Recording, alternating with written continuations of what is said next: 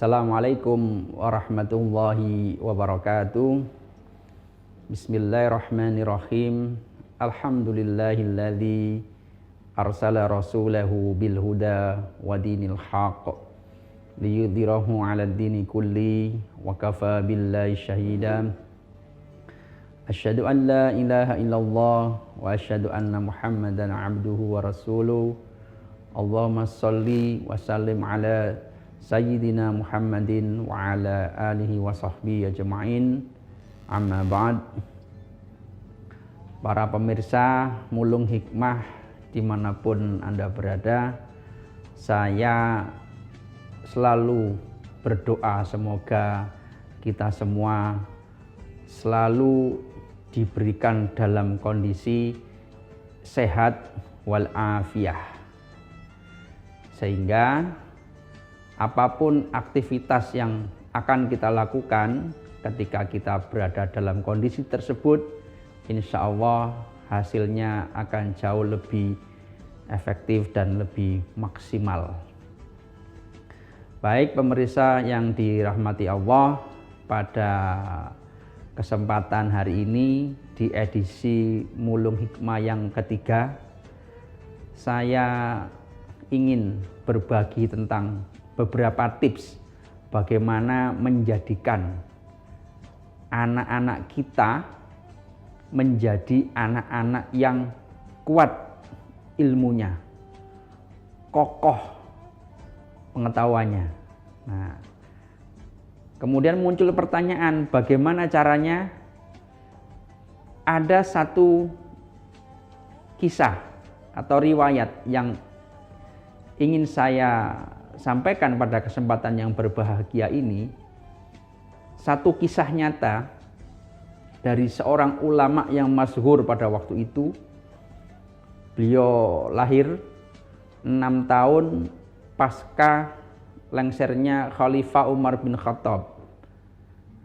Beliau adalah sahabat atau Imam Asy-Sya'bi namanya.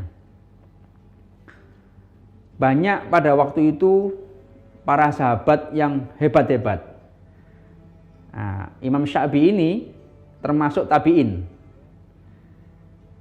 Di antara banyak para sahabat yang ada pada waktu itu, dan para tabi'in, Imam Sya'bi ini berbeda. Beliau memiliki keistimewaan tersendiri.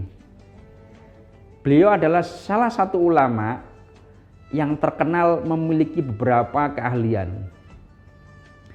Dan ada satu hal yang beliau katakan, kata Imam Sya'bi, saya itu punya satu ilmu yang di situ saya tidak begitu fokus.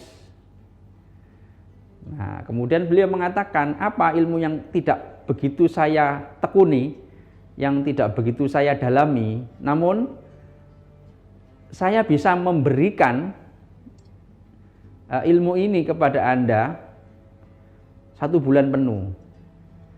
Nah, kira-kira ilmu apa yang dimaksud oleh Imam Sya'bi? Beliau mengatakan ilmu ini adalah ilmu tentang syair.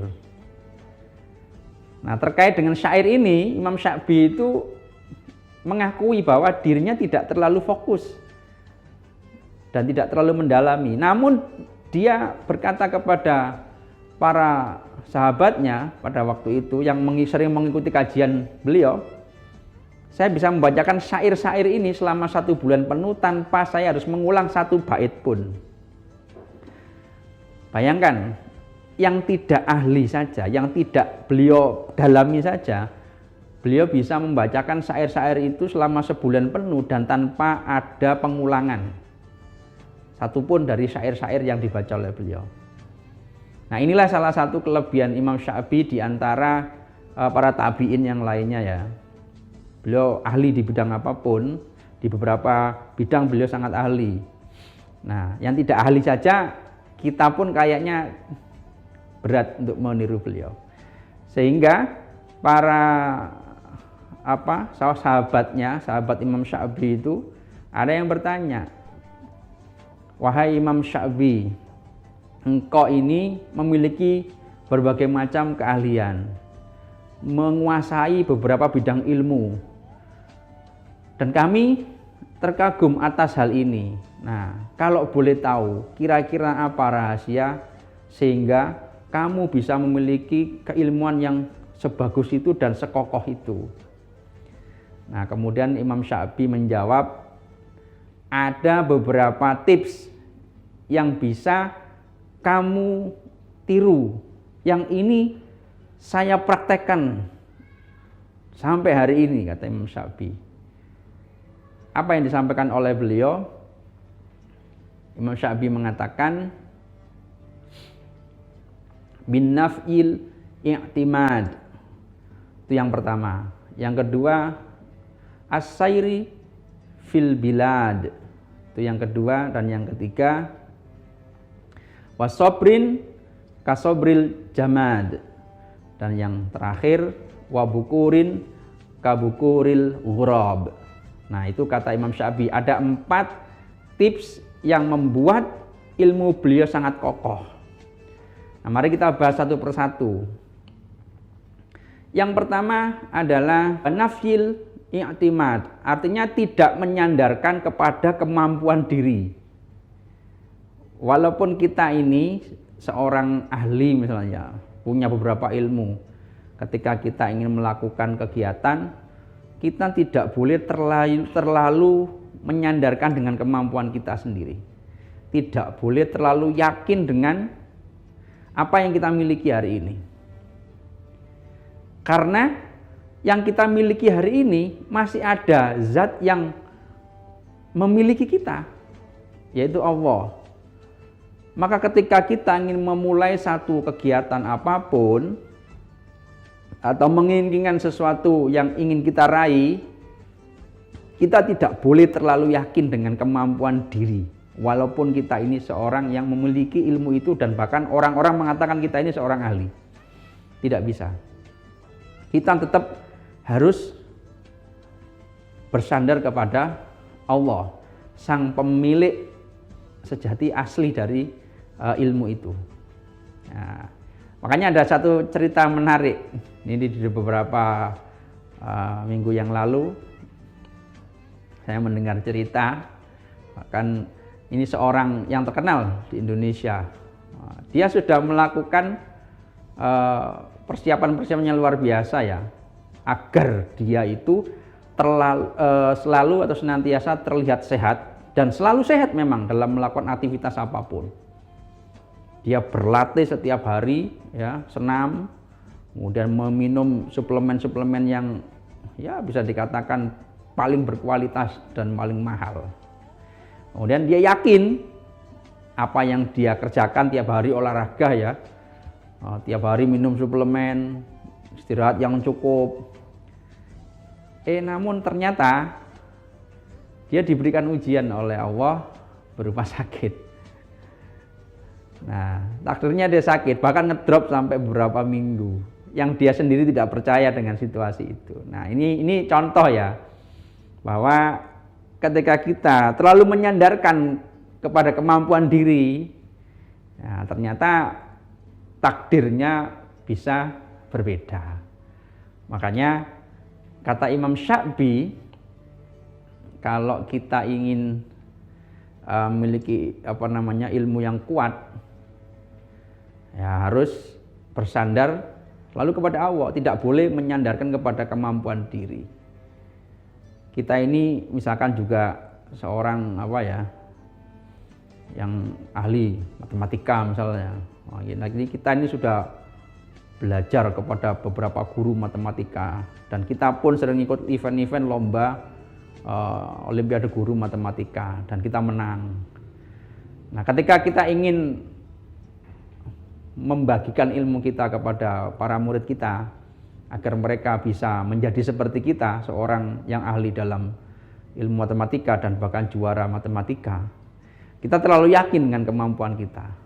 Kenapa? Karena kita punya ilmunya, yang kedua punya prestasi. Nah, kita yakin dengan ilmu kita, dengan kemampuan kita, bahwa kita pun bisa membuat para murid kita menjadi ahli seperti kita. Nah, kalau hal begini ini boleh yakin, tapi terlalu yakin itu tidak bagus. Karena sang pemilik takdir, ya, sang pemberi takdir yang sebenarnya bukan kita, tetapi Allah Subhanahu wa Ta'ala. Kita tetap harus berdoa kepada Allah bahwa dengan kemampuan yang kita miliki, dengan pengalaman yang kita miliki, kita bisa menciptakan hal yang sama, membuat hal yang sama, kejadian yang sama yang akan dialami oleh para murid kita. Syaratnya itu tadi, tidak boleh terlalu bergantung kepada kemampuan diri dan harus bergantung dan bersandar kepada Allah dengan cara berdoa. Nah, bahkan ada salah cerita dulu, saya kira para pemirsa sudah pernah mendengar salah seorang sahabat yang bernama Abu Hurairah. Nah, Abu Hurairah itu suatu saat pernah berkeluh kesah kepada Rasulullah Muhammad SAW, ya. Beliau mengatakan, ya Rasulullah, dalam beberapa hari ini saya ini mengalami situasi yang kurang nyaman. Setiap aku belajar sesuatu, aku cepat lupa. Nah, ini Abu Hurairah. Padahal Abu Hurairah ini, kalau dalam sejarah kita sudah sama-sama mengetahui, dia salah satu sahabat yang mampu menghafal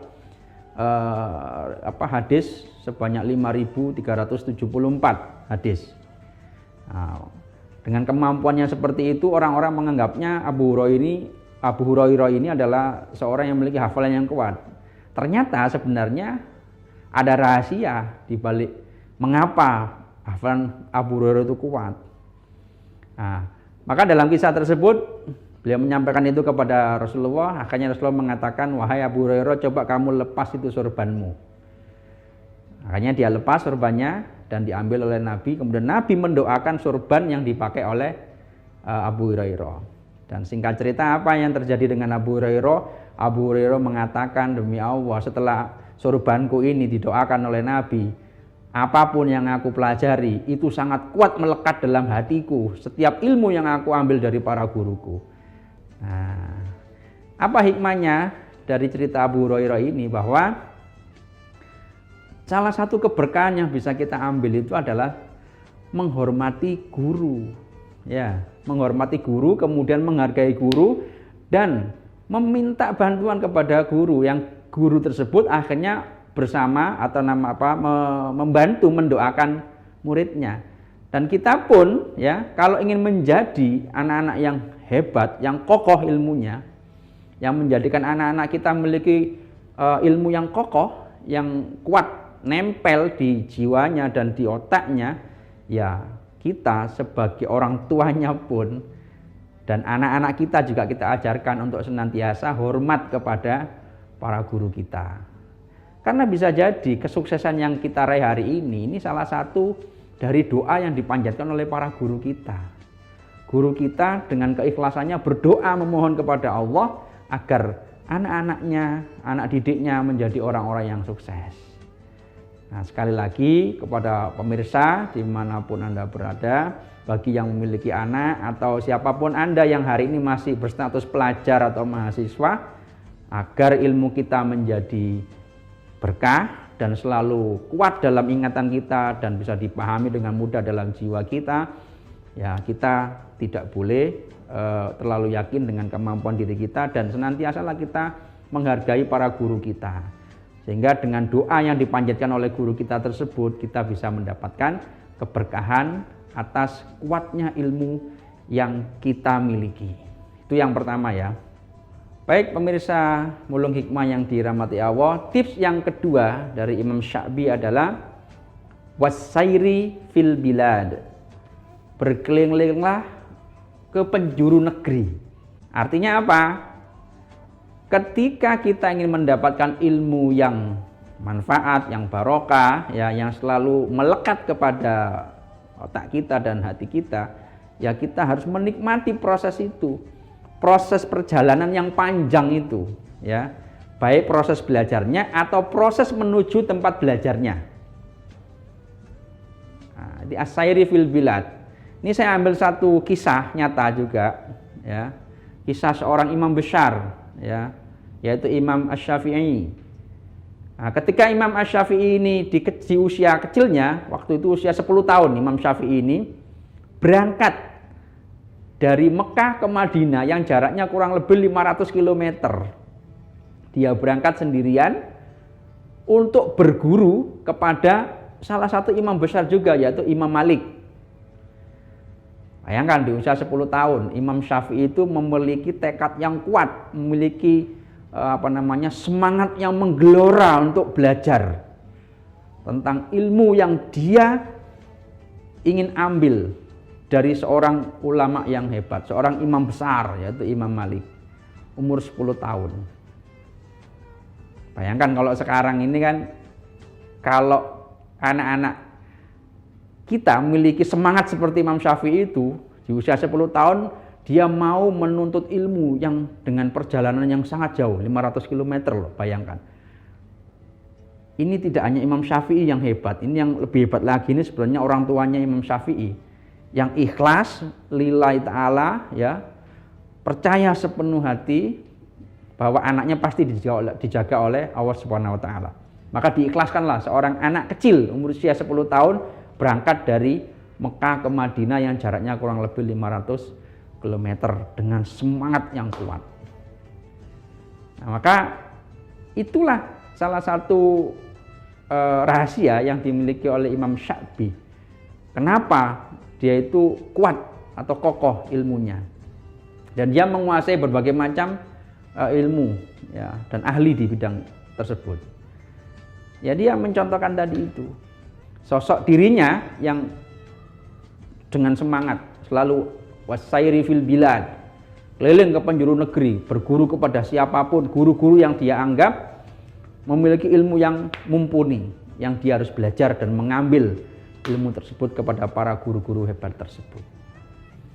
Nah, kita kembali ke kisahnya Imam Syafi'i, dan pada waktu itu ketika Imam Syafi'i sudah sampai di Mekah, ternyata tidak langsung begitu saja diterima oleh Imam Malik. Karena ada informasi yang masuk ke Imam Malik, ada anak usia 10 tahun mau belajar kepada Imam Malik. Padahal Imam Malik itu punya kebiasaan, dia tidak mau menerima santri yang masih kecil, nggak mau.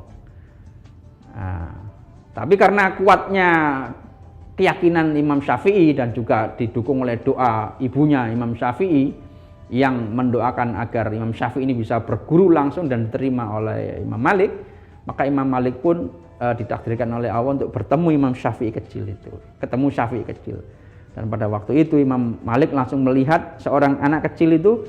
Imam Malik mengatakan, saya melihat ada cahaya di hatimu, dan jangan kau padamkan cahaya di hatimu itu dengan melakukan kemaksiatan.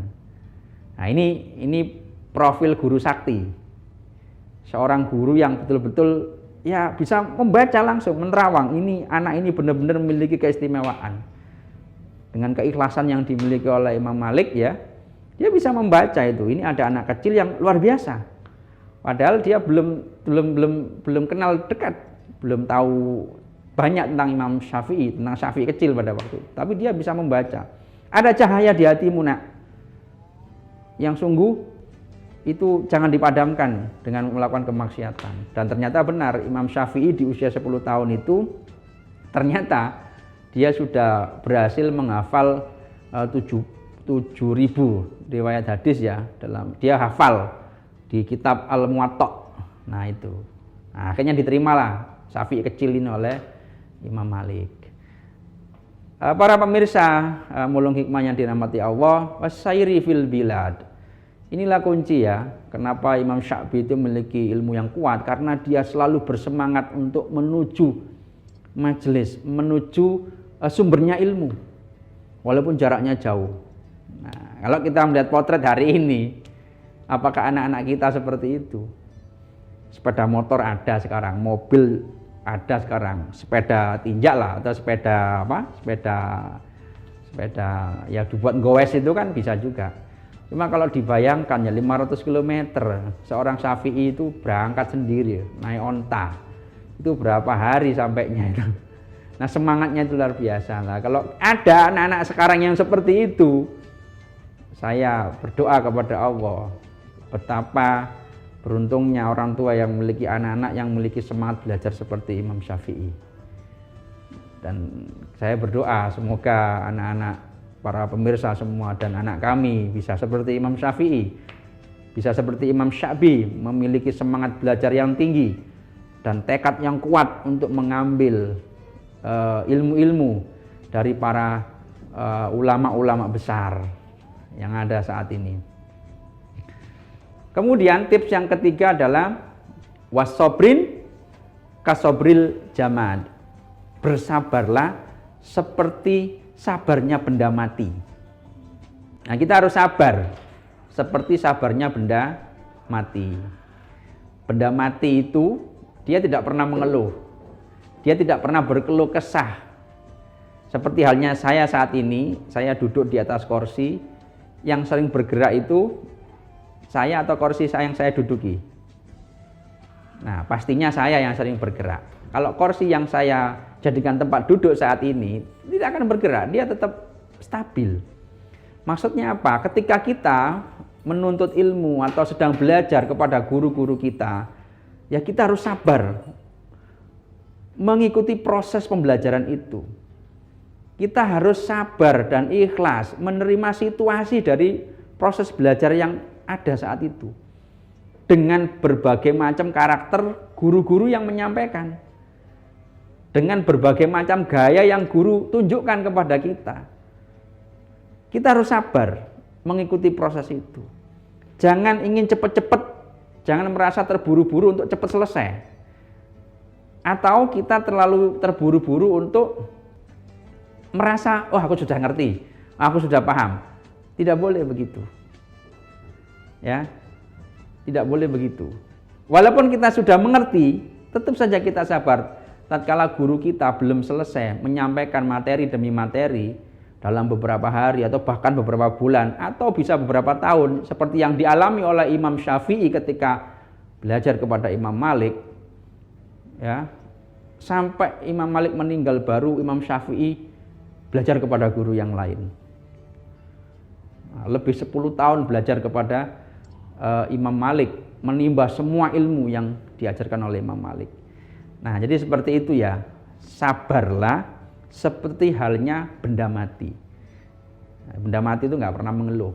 Nah, kalau mau ilmu kita kuat, menjadikan anak-anak kita memiliki ilmu yang kuat, ya harus sabar mengikuti proses pembelajaran.